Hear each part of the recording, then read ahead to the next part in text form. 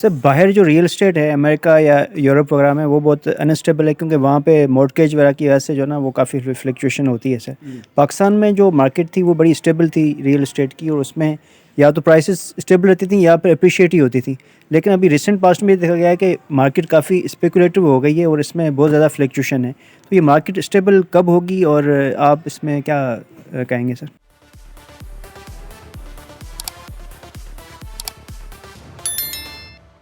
बिस्मिल्लाहिर्रहमानिर्रहीम, अस्सलाम वालेकुम रहमतुल्लाहि व बरकातहू। देखिए जी, दुनिया में ना अमेरिका में भी रिसेशन आ जाता है, पाकिस्तान में भी रिसेशन है।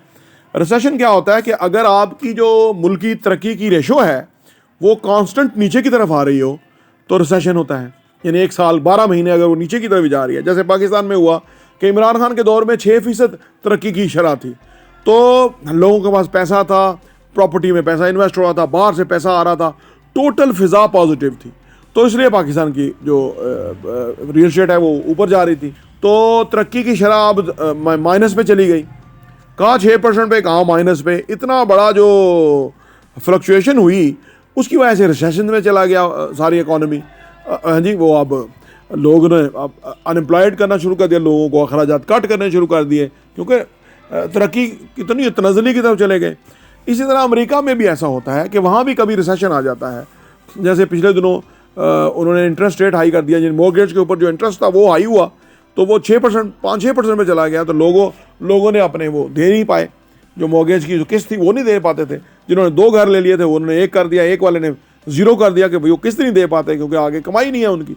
तो इस वजह से रियल एस्टेट जो है ना वो उसके ऊपर प्रेशर आता है, तो वो होता है। तो अमेरिका में होता रहता है। इसी तरह दुबई के अंदर अभी तो मार्केट तेज चल रही है, लेकिन पिछले सालों में 2009 में बुरी तरह क्रैश हो गई।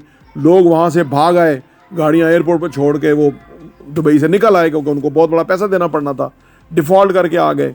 तो वो उससे फिर मार्केट का जो दुबई की प्रॉपर्टी का बबल था वो जो है ना वो फटा, तो वो फिर तबाही हो गई। बहुत सारे लोगों को बहुत बड़ा नुकसान भी हुआ।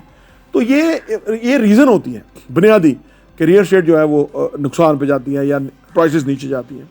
तो पाकिस्तान में अगर इस वक्त जो समझा जा रहा है कि अगर स्टेबल गवर्नमेंट आ गई और उन्होंने ऊपर की तरफ हमारा जो तरक्की की शरह रेशो है ऊपर की तरफ जाना शुरू हो गई, तो फिर पाकिस्तान में चीज़ें बदल जाएंगी और मुख्तलिफ चीज़ें हो जाएंगी। और अगर ये सूरत हाल रही जो अभी है, जो कि ये सेल्फ क्रिएटेड प्रॉब्लम है, क्राइसिस है। डोंट फॉरगेट, डोनाल्ड लू जो है उसने किसी से बात की और यहाँ जो उसके नौकर थे उन्होंने वो अपनी नौकरी पक्की करने के लिए हुकूमत ही गिरा दी। देखा ही नहीं कि 100 रुपया डीवैल्यू हो गया है जी। पाकिस्तान 6% से गिर के कहाँ आ गया, लोग तबाह हो गए। लेकिन अपनी नौकरी पक्की करने के लिए उन्होंने वो सारा ये खेल कर दिया। तो इस वजह से मुल्क का नुकसान हुआ और प्रॉपर्टी और बाकी असासों और अदर बिजनेस के ऊपर बड़े असरात पड़े। तो असल वजह ये होती है।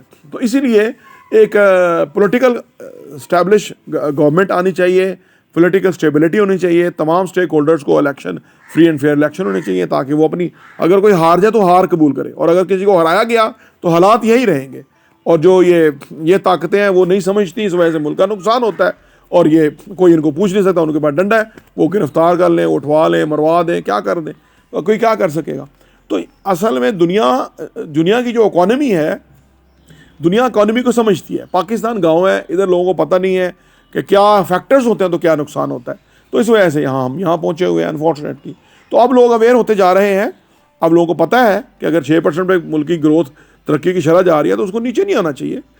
अगर आपने कोई ऐसा एडवेंचर करना है तो आपके अंदर सलाहियत और अहलियत होनी चाहिए कि आप इकॉनमी को संभाल सकें। और कोई भी इस तरह इकॉनमी को नहीं संभाल सकता।